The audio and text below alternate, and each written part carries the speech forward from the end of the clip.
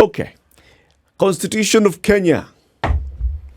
We are not going to do with chapter 1. We know chapter 1 very, very well. Don't we know chapter 1 very, very well? We the people. That's the preamble. That's the preamble to the Constitution. The chapter 1 of the Constitution. No, I'm not going to do that. I'm going to read chapter Article 152 of the Constitution. The Cabinet. The Cabinet consists of, please fold your fingers, the President, the Deputy President, the Attorney General. Yes. Not fewer than 14 and not more than 22 cabinet secretaries. Count them all on my feet. I don't have. No, the other one you can just do like this. Just do like this. Okay, so not fewer than 14, not more than 22. Okay? And it ends there. Okay. That is the cabinet. That is it. Yes. Okay. Okay? With the duties of discharge? Yeah? What duties of... kazi sasa ya cabinet ni mingi. Kazi ya cabinet sasa kutoka hapo. Cabinet ni mingi. They should not be a member of parliament and all those things. And the job of the cabinet, a decision by the cabinet shall be in writing. The cabinet shall act in accordance with the law, provide parliament with full and regular reports concerning matters under their control. But then there's also another office that serves there, and it's the office of the secretary to the cabinet, which is an office in the public service. Okay? Secretary to the Cabinet. President William Ruto announced his cabinet soon after he was sworn in as president, right? Mm-hmm. So he nominated members of his cabinet. They were vetted by parliament. They were appointed. Yesterday, President William Ruto dismissed the entire cabinet bar one member that he had appointed. And this is Musalia Mudavadi, who has the title of Prime Cabinet Secretary and Secretary for Foreign Affairs, Foreign and Diaspora Affairs. Mm-hmm. Sawa. Mm-hmm. The other 21 members, home. Are we together so far? So far. Actually, is it 21 or 22? 21. The 22nd is still in office. Okay? 21 members have gone home. The 22nd member of the cabinet, that's the Prime Cabinet Secretary, Musalia Mudavadi, is still in office. With Mudavadi, he's 23. No. The other person is the Attorney General. Yes. Okay? Mm-hmm. So the Attorney General has also gone home. Remember sitting, there are not more than 14 and not less than 14 and not more than 22 cabinet secretaries. Mm. And then the other cabinet members are the Attorney General, the Deputy President, and the President. Uh-huh. You get it now? I have now we are together. Completely. Now we are together. Because if you add Attorney General, yes, who's member of cabinet, but not a cabinet secretary, not a cabinet secretary, yes, and then you have a cabinet prime, yes, who is also a secretary. Yes, okay, got it. And the secretary to the cabinet is not a cabinet secretary. Neither are the advisors. Yes, neither are the advisors. I've now got it. Now you get it? I've got it completely. Okay. So now that they've gone home, we have issues here. Which one? The issues here is that Kenya needs a cabinet. Does it? Yes. Why? So the president shall have to name a new cabinet. Okay? Because decisions of government are made by... And the Constitution requires that there shall be named. Yes. Okay. But there's a window within which then the president must operate, and that is when so that you can have a quorum for cabinet. Okay? No. Now, we are where we are. The question now is, what next? What is it that people want to see next? Of course, they want to see a reconstitution of the cabinet. Who do they want to see in that cabinet? What is it that they want to see from the individual members who join that cabinet, including the Attorney General? What do they want to see?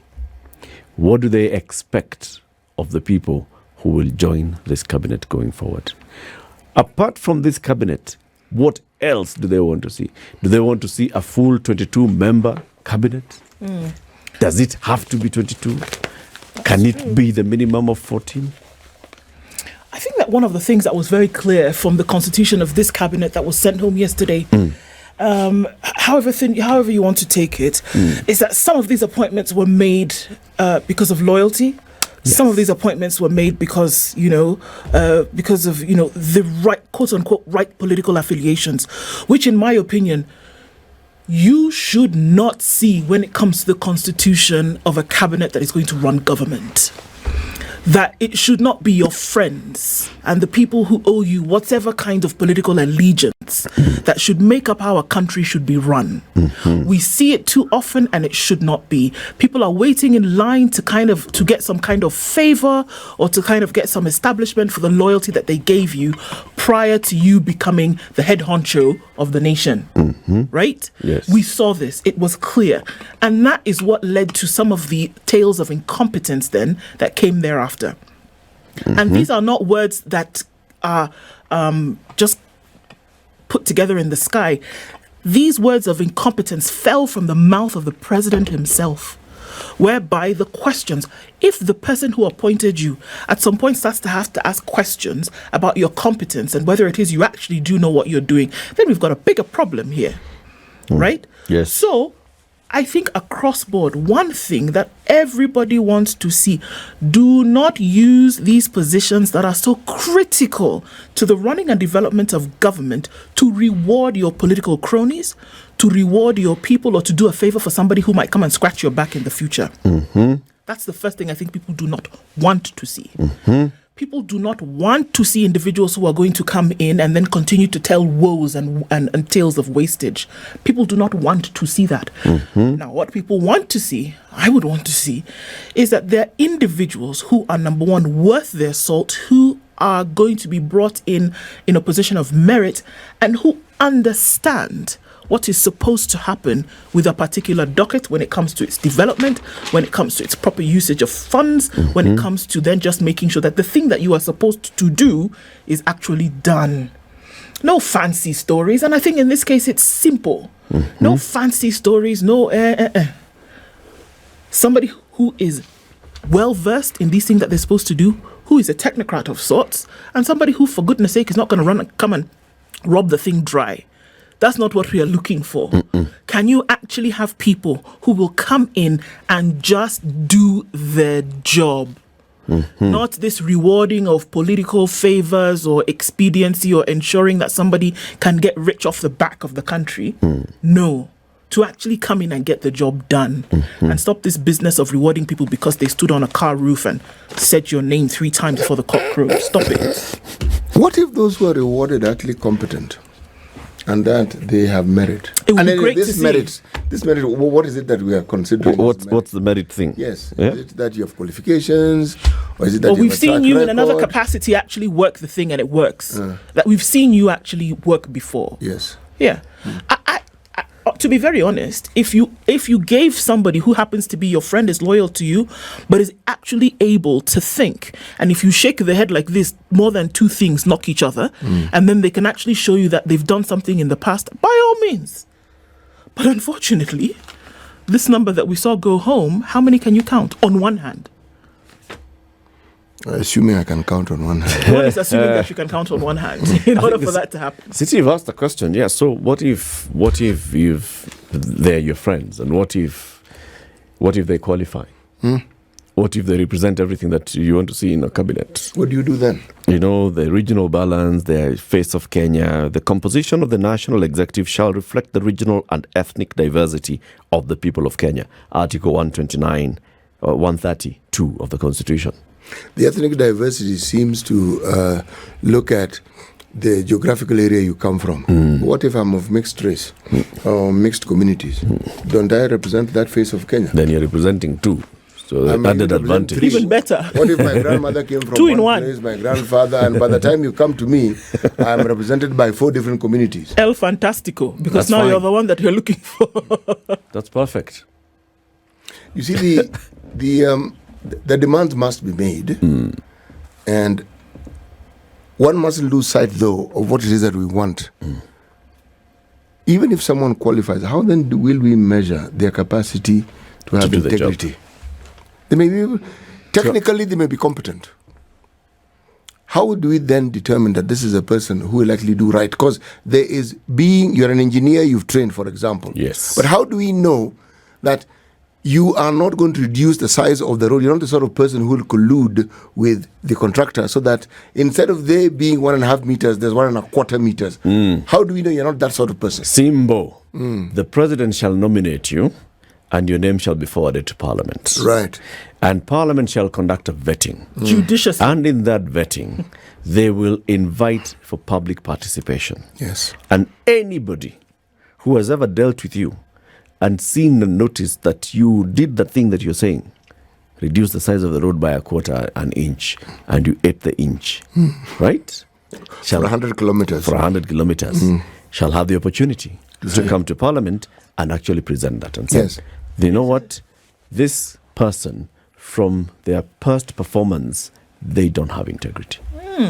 And that is the importance of that parliamentary process. That is why the Constitution says these people will be vetted before they are appointed.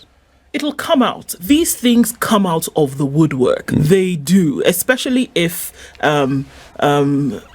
it's put in the public eye in the manner in which it's supposed to, and not throttled like we've often seen happens when it comes to vetting in Parliament.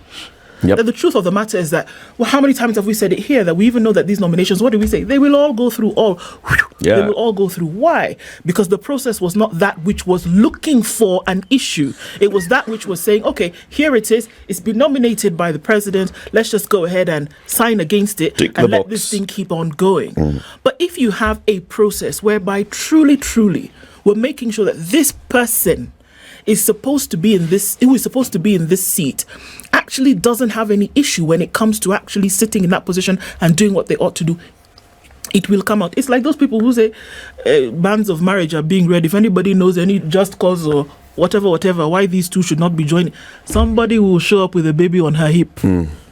Somebody will come out. And there's usually a scuffle outside the church. I'm telling you. Somebody's being restrained coming into the church. Something will come out. And this is where now the issue comes in, right?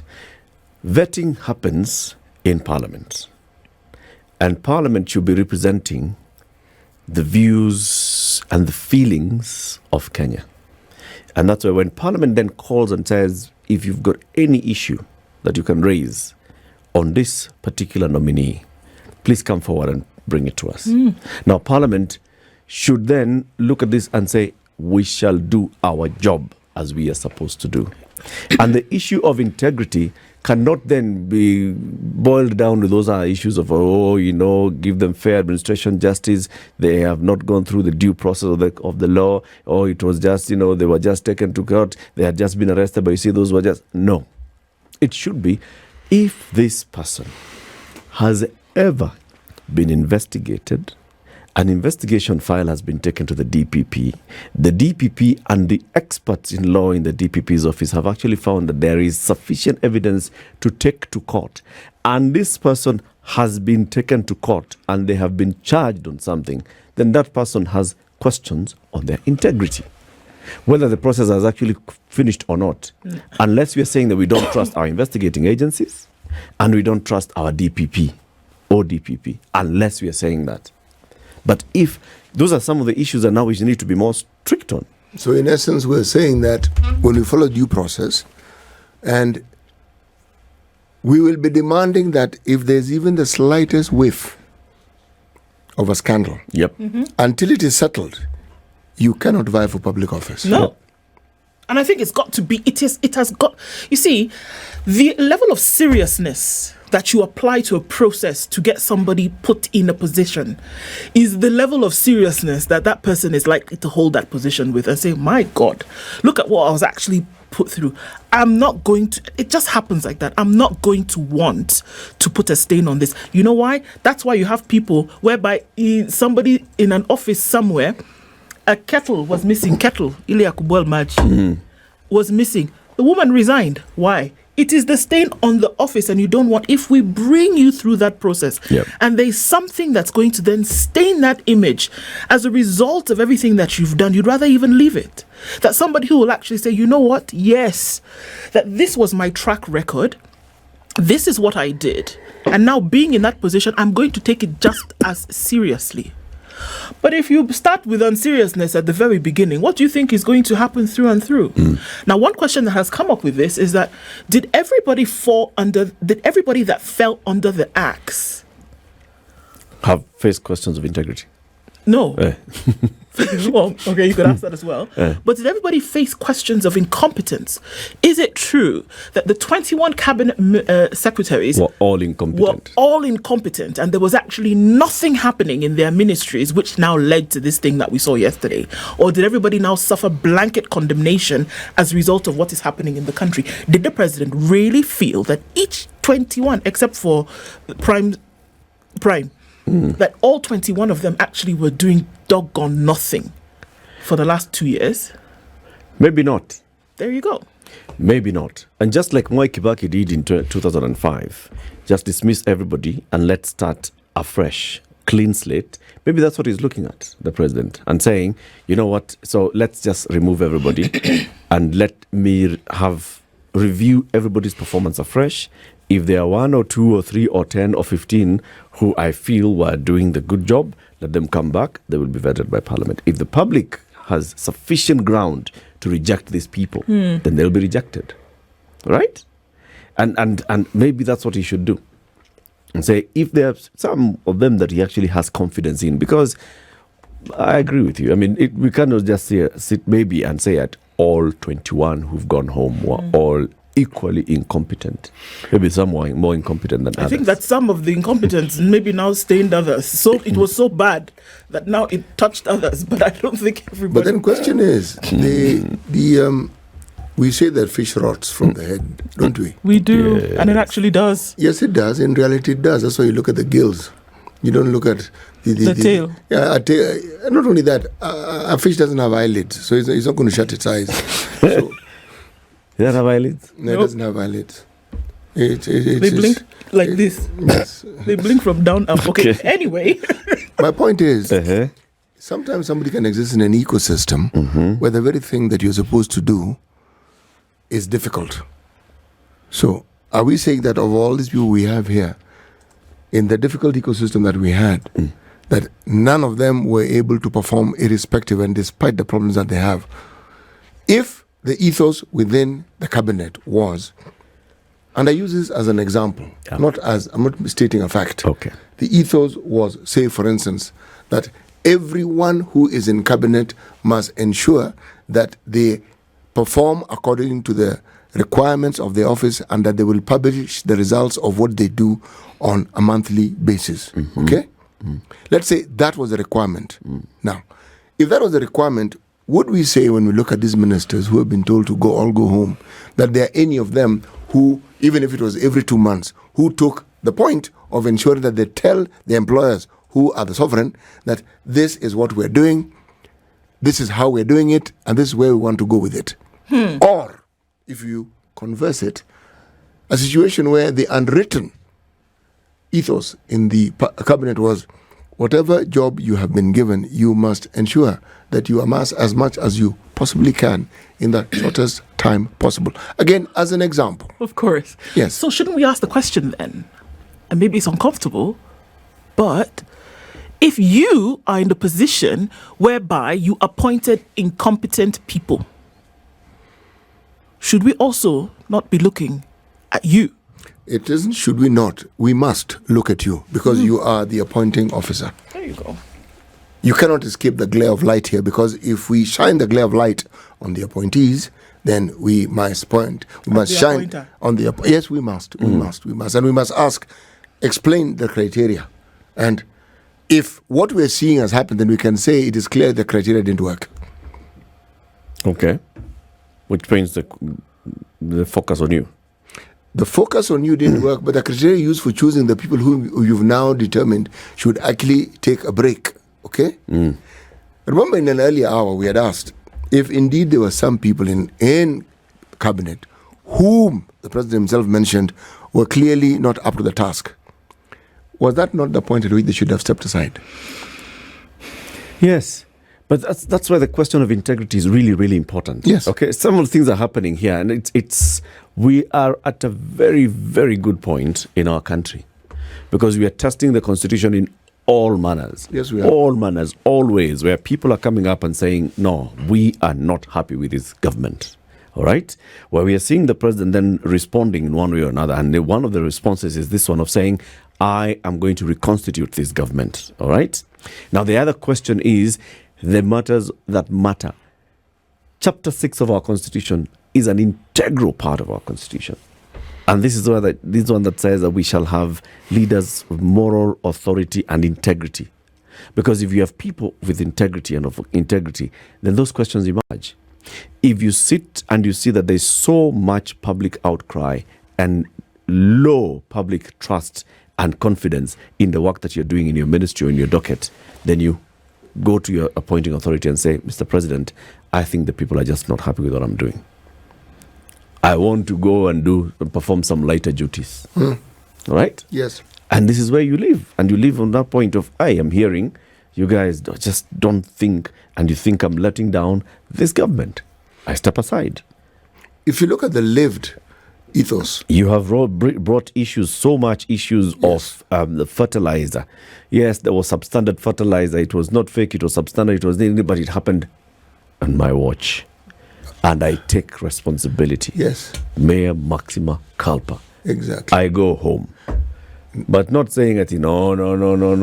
But Oh, the no's were plenty. But I did my job. At the beginning, with the Kenya National Trading Corporation, you bring in all manner of goods and services, and the understanding was, wananchi are going to benefit from this. Yeah. Because now you'll have a situation where people can buy good products, quality products at a much reduced price. There's a lot of kerfuffle about it, there's a lot of noise about it, there's razzmatazz, and then it vanishes.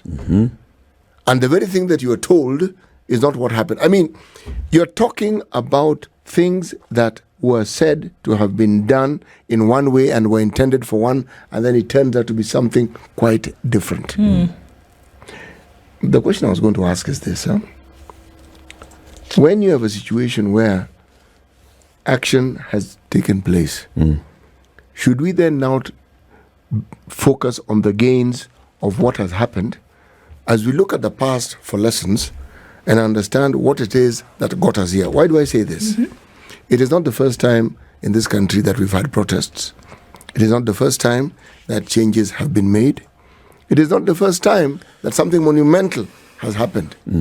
Repealing of the Section 2A was monumental because now multipartyism came in. Okay? There are many things of that nature. We had a referendum. I used to read about it, then I participated in one. Okay? It was monumental. Yeah. All these were points at which we're supposed to learn valuable lessons to move the country forward. Did we take the right steps? And did we look back at what had happened that led us there? Like now, here we are. Our lessons being learned. People have been killed. And in each of these things I mentioned, people died. Yep. And usually they were young people who died. Yep. Okay? People keep saying lessons were learned. Now, when you learn a lesson, they ought to be a manifestation of that learning having been internalized. If you look at the conduct of those who have been in power, whether it is parliament or whether it's a cabinet, you have to wonder, what lesson were they learning? Because the manifestation is there. But what were they learning? Were they taking stock of what we ought to take stock of chances that we've had as a country and which we have missed? Because if we don't, even this one, which has arrived at us. Clearly they didn't. Yes. And I think this is where the importance now shifts. Yes. From expecting them to take lessons. Yes. To being we, the people, taking lessons. Yes. After 2010, it has become clear. It is now in letter, not just in spirit, in letter, that we, the people, are the sovereign. Yes. That this is our country. Yes. That we exercise our sovereign power ourselves. We go once in every 5 years, in the second Tuesday of August, every fifth year, to delegate some of that power to elected representatives to perform it on our behalf. Some, and they don't. They think it's Not all. Some of that power. Okay. Now we are at a point where we are woke. It's about time. If we set the standards on integrity, if we set the standards on the kind of leadership that we want, if we set the standards on the kind of conversations that we want to have in this country, they will follow suit. Anybody else who we elect and put into office will follow suit, because it'll be clear. The employer has actually set The standard. in terms of reference. Yes. You are given a job description, a clear job description. So far, what's been happening is that the candidate comes with their job description and gives it to us. And we say, okay. And then we start asking them, but you told us that you can come to work at 8 a.m. You say, yeah, but I've just changed it now to 8:30 because the sun rises at 7. 24 minutes to 9. Let's take this quick break, take a look at the weather and traffic. We'll open the phone lines. The cabinet has been disbanded. The president is going to reconstitute this cabinet. He says he is looking at creating a leaner, more efficient and more responsive government. What are those elements of that kind of government? So what next? How do you vet the president, the cabinet? How many members should this cabinet have going forward? Must we have all 22 plus Attorney General plus Deputy President plus President? Must we have all 25? Next, we saw the President disband his cabinet. The Constitution says that the National Executive of the Republic of Kenya shall comprise of the cabinet. And the cabinet is the President, the Deputy President, the Attorney General, and not fewer than 14, not more than 22 cabinet secretaries. When the President constituted his government, he appointed the full suite of 22 cabinet secretaries and an Attorney General. And of course, he was elected alongside his deputy. So now that they've gone home, minus the one who's left, should they come back as 22? Who come back? No, should the president appoint another 22? Okay. Sometimes I'm just thinking, in this era where it's about austerity measures and all those things, yes, we are going to look at the quality of the people who join the cabinet, okay? But should they be the full suite of 22 cabinet secretaries? Or should they be, can he work with a minimum of 14? Can he reduce it to 18? Can he work with 16? Let's go to the subject of austerity measures. What does it mean? Because 22 cabinet secretaries means cost. Because it's not just 22 cabinet secretaries. 22 cabinet secretaries, many other things that follow. Yeah. Okay? Yeah. Now, the question of efficiency. Is it possible to run this government with 14 cabinet secretaries or 15? I dare say the answer is yes, you can. How will he reconstitute it? How will he ensure that the country gets the benefit of everything that it requires? And in my mind, the answer is not as complicated as it seems. Okay? Given how many state agencies and government sponsored entities that we have in this country, if you look at the functions that each of them have, all of them have an affiliation directly with a ministry. Yeah. Okay? And it's for service delivery. Yeah. Now, one, how many of them need to stay as they are and how many of them need to be merged? Okay? I ask because when you start from there, you will certainly find that you can be a lot more efficient if you have a unit where you are a separate entity. That separate entity becomes a section of a larger unit, given what it does and the functions. Now, I understand that specialization is what people are looking for, so that you see efficiencies when you have all these bodies. However, if you look at the ministries as we have them, and you look at the state departments in ministries, you cannot say that the functions have been compromised simply because they're a state department within a ministry. So it's that same thinking. Now, if you merge them, that same thinking will prevail, in my opinion. So you may not need all the ministries that you're speaking about to do the very thing that you are, because there are ministries that you can see have some correlations. For instance, if you look at, say, water, and say the Ministry of Mining, okay, and the Ministry of Agriculture, everything there has to do with the earth and land. I'm just giving layman's example. And the Ministry of Land. Yes, exactly. You see? So, who would be best placed to be able to manage these entities as we see them? I'm giving this as an example, all right? If the interest is to actually get efficiency, then you will look for people who are able to actually do that very difficult thing that you want. Somebody who can multitask, somebody has the capacity to understand how to make these things function. They are such people.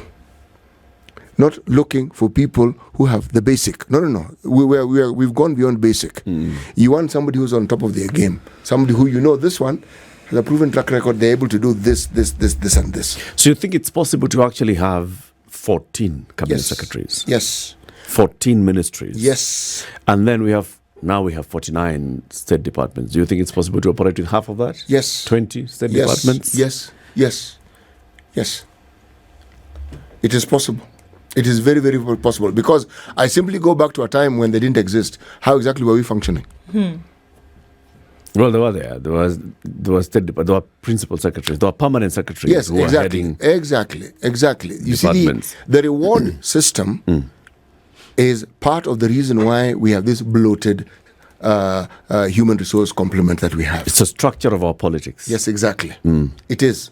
So, and we also understand the nature of it, and we also understand why the reward system is in place. We understand it. Yeah. But has it served the purpose it was supposed to? It hasn't. It has not. That's and the that's whole why point. the Gen Zs are out on the streets. They're saying this structure of this government is not serving us. Yes. And it's got to beat its It takes. That's what it does, and it does very well in taking. Okay? If it was producing the desired results, you wouldn't even look at it twice. You'd be very grateful that it exists. But when it doesn't, you're forced to look at it again and say, why exactly do we have all these things? Why?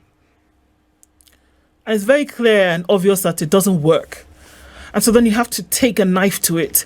Look, I'm telling you, I think it's just along the same lines. I mean, we had a cancer conversation earlier, isn't it?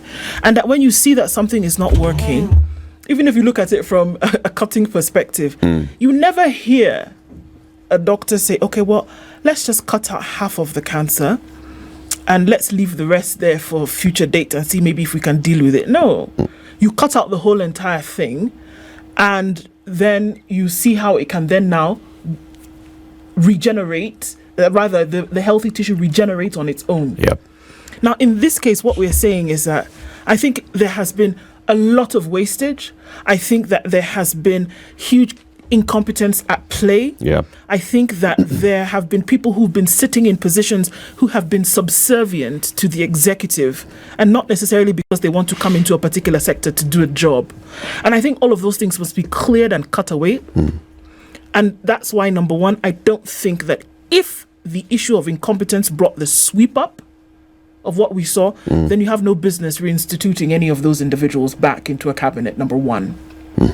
Number two, I think that the number ought to be reduced significantly, because I think the large numbers is what gives way to a lot of wastage, number one. And then they have just individuals who've seen, okay, well, it's a circus and party time and let's see what we can get out of this thing.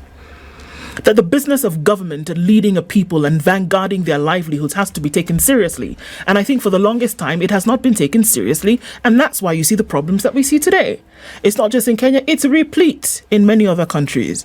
So how serious are we taking the business of running the country and securing the livelihoods of Kenyans? And I think those are the things that have to be taken into consideration now. I don't care who's your friend. I don't care who smiled at you nicely when you're walking by. I don't care who sat with you on the plane every time you flew out when you were doing your campaigns. I don't care.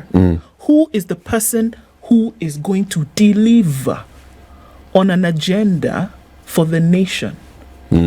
If you are not ticking the boxes to answer that question, you have no business appointing somebody who doesn't tick those boxes. And I think until and unless we get very serious about that, we're just going to be going round and round in circles. What do you think? 14 or 22? I think or in between? What is the minimum? 14. 14. Yeah? 14. 14 is the minimum number of cabinet secretaries as per the constitution. So let's stick with that 14. Assume that's the maximum. Yes. That's what I'm saying. You cannot go below 14, because I would have said do 10. Do you understand what I'm saying? That's why I asked you what the minimum is. The minimum is 14. Okay, so the minimum is 14. Start with that minimum, with that 14. What can we do where we are? Can you have two people, like CT is saying? I mean, it sounded funny, but it's actually true. Yeah. Can you have two of these things merged into one another? Into one? Of course. Absolutely you can. That's what I'm saying. How serious do you take it? By the way, it's the same thing. These relationships play one to the other, host and the other. It's even with human beings. How seriously somebody takes you, you will see the fruit of it. How serious you take this job that I'm doing, you will see the fruit. Nobody has to ask you. Nobody has to look for it. It'll be there in plain sight. Nobody has to tap you on the shoulder and say, oh, by the way, this guy for tourism is very serious. No, you will see. Oh, this person for lands actually are not corrupt. No, you will see it. Okay. It's in plain sight. If somebody is taking you seriously with the things that they say, you will see it in the things that they do. It is manifested in action. And if you are not serious about putting people in those positions, because we're not saying you don't need them, you do. You actually need these individuals who are going to come and shape how government will perform for the country, for the people. You need it. But if you're not taking in people who are serious about the business of it, you're wasting time, you're wasting resources, and you are dashing the expectations and hopes of 55 million people against a rock every single day. Don't. Okay. Let's go to the phone lines. Mr. Moral Values Mohammed from Wakijembe in Kwale County. Good morning. Good morning, sir. Wangwana, assalamu alaikum. Alaikum salam. Hamujambo nyote na baridi ya Nairobi. Hatujambo. Very good. Nimefurahi kuwasikia tena. Asante sana. The most important and very basic, crucial qualification for any cabinet secretary should be morally literate. And morally literate not only theoretically, it is even more important to be practically literate in moral and virtue. Otherwise, tutaimba usiku na mchana, nothing will happen. That is my contribution for this morning. Thank you, sir, and the lady. Thank you very Asante much. sana. And mwalimu Muga pia. Baba, nimeshukuru sana, asante. Asante. Mimi nimefurahi kusikia sauti yako mzee wetu. Sisi pia tunashukuru sana bwana. Everything you've told us about the need to have moral leaders has now come to pass. Yes. Na tumesema asante. Now to build up that one, Yep. we have to start from our education system. We have to inculcate in our system or in our syllabus moral teaching, moral ethics. Thank you, Mohammed. From day one, from nursery mpaka huko mwisho. Ndio alafu tutanyooka. Bila hivyo tunapoteza wakati. Thank you, sir. Asante. Eric in Washington, D.C. Hey guys, this is Eric again. I have to thank you guys for a tremendous job, especially Mr. Latiff with the president about 2 weeks ago. I had to stay up until 1:30 at night just to catch you on that. And I think you felt sorry for him after a while. I could tell from your own body gestures that there was some sympathy you had for him on your part. Very quickly. Miss Okoh, your own president, Obasanjo, whom I love, was on TV as well. He's not the yesterday president. when I was watching the case. He's a former president. Well, not anymore. That's true. Correction. That's not anymore. Former president. Yes. And if you just watch the man's humility and his continence, the way he was so contemplative, and you compare him to the Kenyan president. I understand the age difference and so on. But humility and modesty should really be a virtue. And finally, to Mr. Muga. Mr. Muga is so prescient. He actually touched on this animal that is facing the Kenyan president right now. He's totally lost control. Remember, the whole thing initially was a financial bill. Repeated. Right now, it has gone to where the entire cabinet has been decapitated before our very eyes. And what he must realize, like Mr. Muga did a couple of weeks ago, when I first heard CT, he's so contemplative, was that there's a momentum to this thing. And after a while, like William Butler Yeats, the Irish poet, said, it becomes a beast.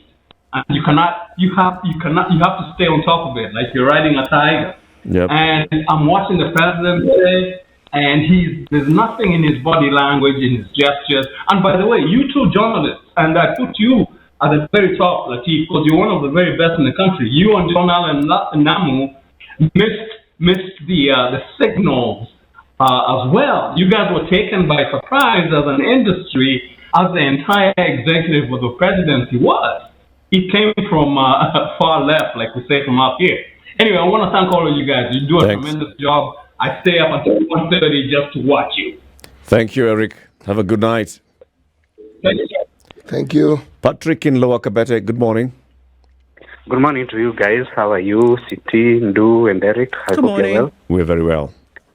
Okay, so I'm a millennial by nature, not by nature, by age, and so I'm not gonna be a millennial by forever. But what I'm gonna say is this: we are looking for a lean government.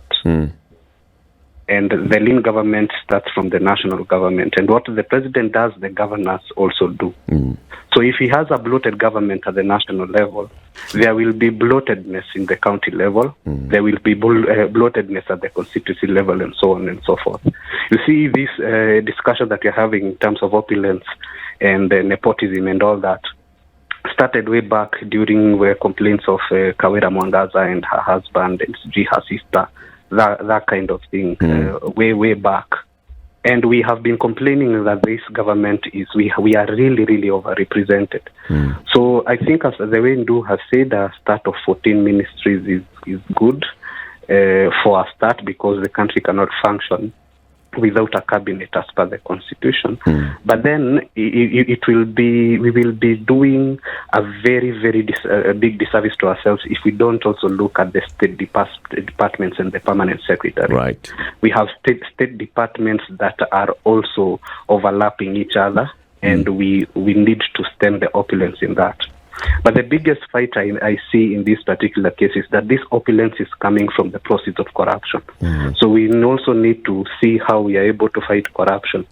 I work in the financial services industries, and I can see this corruption firsthand through withdrawals of money through interest and those documents. I can tell you, for the first half of the year, we have been also paying proceeds for locusts, to go and manage locusts somewhere. Wow. And locusts were a thing of I think 2021. 2021. 2021. Yeah. The money that was dispensed in terms of floods. When did the floods cease? Probably in the first quarter Last of month. this year. Okay, I'm saying, like, when it was really prevalent, like you say, in urban areas like Nairobi and all that, February, March, you can say thereabout. But that money is still being dispensed now, and we are still not seeing work going on in terms of drainage and all, when you walk around the city, for example. Okay, so this thing. So what I'm trying to say is that these levels of corruption must be stemmed, and it must be stemmed through public participation. Because what we have, we the people, the preamble now, what people are talking about is we the people. We are the official oppositions in the country. Okay. And we must take our stand, because the opposition has let us down. They have been bought off. They have crossed over to the national side as MPs, and we need to be able to be civically responsible at individual level.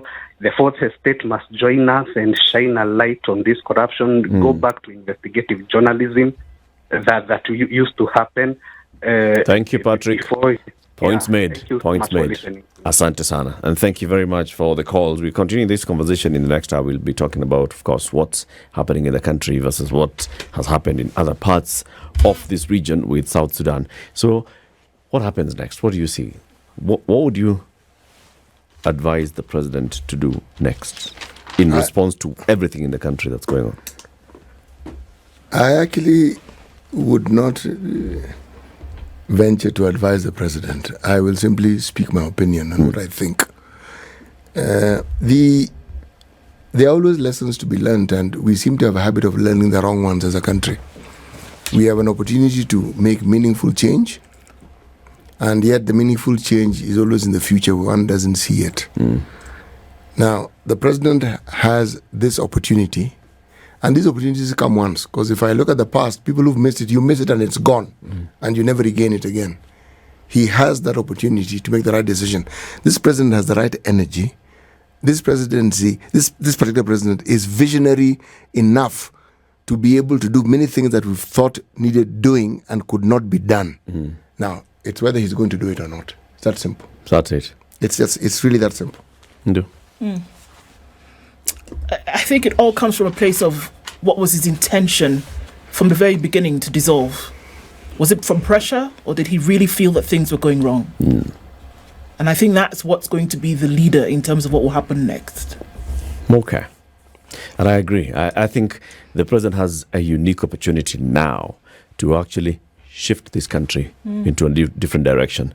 He has been taking pride and, saying that because of the kind of campaign that he ran in 2022, which was focusing on economic issues, he changed the country's conversation from tribe to issue-based. He has the opportunity now. Maybe then it was just campaigning. Now is the time that he can actually move the country to the next step. Even if he just becomes the one who ignites it and then somebody else takes it up. But he has to do it now. Lean government, remove all this excessive fat from government. Exxon cronyism. Yeah, Exxon cronyism, because that's what leads up to where we are right now. This is the Situation Room, the only way to start your day.